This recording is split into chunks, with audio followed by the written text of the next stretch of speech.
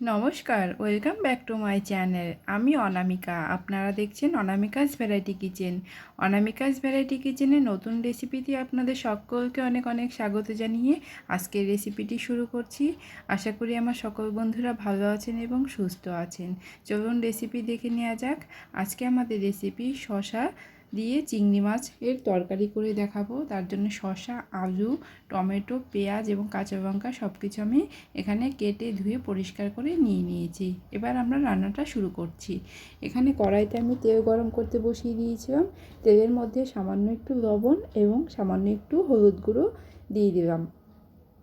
হলুদ গুঁড়ো দেওয়ার আগে গ্যাসের ফ্লেমটা লো করে দেবেন, তা না হলে কিন্তু হলুদ দেওয়ার সাথে সাথে কালো হয়ে যাবে।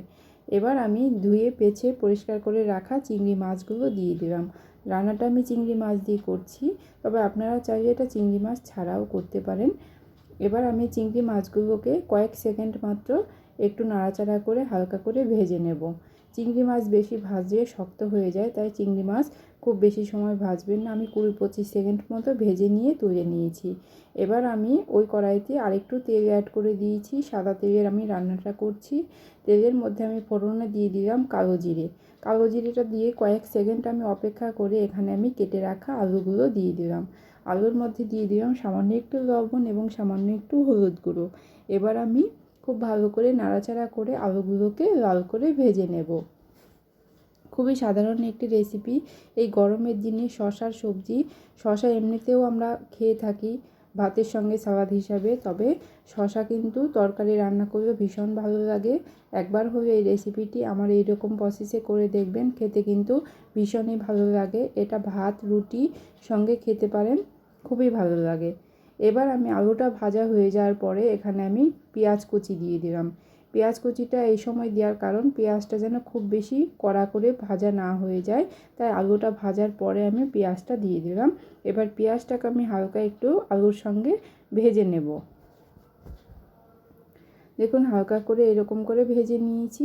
এবার আমি এখানে দিয়ে দেব কেটে রাখা শসা। যেহেতু শসাটা সেদ্ধ হতে টাইম লাগে না, আলুটা সেদ্ধ হতে একটু টাইম লাগবে, তাই আলুগুলো আগে আমি ভেজে নিই। এবার আমি শসাটা দিয়ে দিলাম। তার সাথে আমি দিয়ে দিলাম এখানে টমেটো, কেটে রাখা টমেটো এবং চেরা কাঁচা লঙ্কা ঝালের জন্য।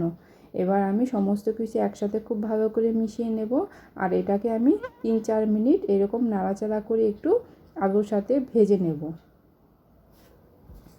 গরমের দিনে শসা খাওয়া ভীষণই ভালো। একবার হলে এই রেসিপিটি আপনারা করে দেখবেন। এই গরমে তৃপ্তিদায়ক খাবার হবে এই শসার এই রেসিপিটি। শসা তো প্রচুর পরিমাণে জল থাকে, আমাদের শরীরের পক্ষে ভীষণই উপকারী একটি সবজি বা ফল। এটা সালাদের ছাড়াও আমরা এমনিও তরকারি রান্না করে খেতে পারি, সেটা খেতে ভীষণই ভালো লাগে। তো আমি 4-5 মিনিট খুব ভালো করে কষিয়ে নিয়েছি। এবার আমি এখানে ভেজে রাখা চিংড়ি মাছগুলো দিয়ে দিলাম। চিংড়ি মাছগুলো দিয়ে আর 1-2 মিনিট আমি একটু নাড়াচাড়া করে নেব সব কিছুর সাথে। রান্নাটা সেরকম কোনো মশলাই পড়বে না, তবু এটা খেতে কিন্তু ভীষণই টেস্টি হয়। এবার আমি দেখুন 2-3 মিনিট নাড়াচাড়া করে নিয়েছি। এবার আমি স্বাদ মতো লবণটা দিয়ে দিচ্ছি। লবণটা একটু বুঝে দিতে হবে। চিংড়ি মাছ ভাজার সময় লবণ দিয়েছিলাম, আর আলু ভাজার সময় লবণ দিয়েছিলাম, তাই লবণটা একটু বুঝে দিয়ে দিয়েছি। আর পরিমাণ মতো হলুদ গুঁড়ো দিয়ে দিয়েছি। এবার আমি সমস্ত কিছু একসাথে খুব ভালো করে আরও 2-3 মিনিট নাড়াচাড়া করে নিলাম। দেখুন এটা খুব সুন্দর ভাজা ভাজা হয়ে গেছে। এবার আমি এখানে দিয়ে দেব পরিমাণ মতো জল। যেহেতু এটা গা মাখা হবে, এটা ঝোল হবে না, তাই জলের পরিমাণটা একটু বুঝে দিতে হবে। আর আলুটা মোটামুটি সেদ্ধ হয়ে গেছে, শসা থেকেও জল বেরোবে, তাই জলটা একটু বুঝিয়ে দিতে হবে। দেখুন আমি 5 মিনিট ফুটিয়ে নিয়েছি, এটা কিন্তু অনেকটাই শুকিয়ে গেছে। এবার আমি এটাকে দেখে নেব আলু এবং শসাটা ভালো মতো সেদ্ধ হলো কিনা। হ্যাঁ, শসাটাও সেদ্ধ হয়ে গেছে আর আলুটাও খুব ভালো সেদ্ধ হয়ে গেছে। রান্নাটা কিন্তু একদম শেষের দিকে। এখানে আমি স্বাদটাকে বাড়ি দেওয়ার জন্য সামান্য একটু চিনি দিয়ে দিচ্ছি, তবে চিনিটা একদমই অপশনাল, আপনারা যদি পছন্দ না করেন নাও দিতে পারেন।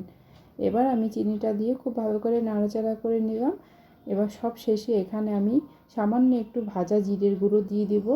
এই জিরের গুঁড়োটাও যদি আপনারা না দিতে চান নাও দিতে পারেন, তবে জিরের গুঁড়োর যে ফ্লেভারটা আছে জিরের, সেটা কিন্তু এই সবজির সাথে বেশ ভালো লাগে।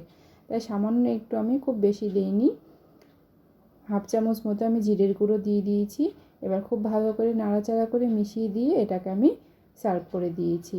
ভিডিওটি শেষ পর্যন্ত দেখার জন্য সবাইকে অসংখ্য ধন্যবাদ। দেখা হবে নতুন কোনো রেসিপির সাথে। সবাই ভালো থাকবেন, সুস্থ থাকবেন এবং অনামিকাস ভ্যারাইটি কিচেনের পাশে থাকবেন। আর যে সকল বন্ধুরা এখনও আমার চ্যানেলটিকে সাবস্ক্রাইব করেনি, প্লিজ চ্যানেলটিকে সাবস্ক্রাইব করে দেবেন এবং ভিডিওটি ভালো লাগলে শেয়ার করে দেবেন।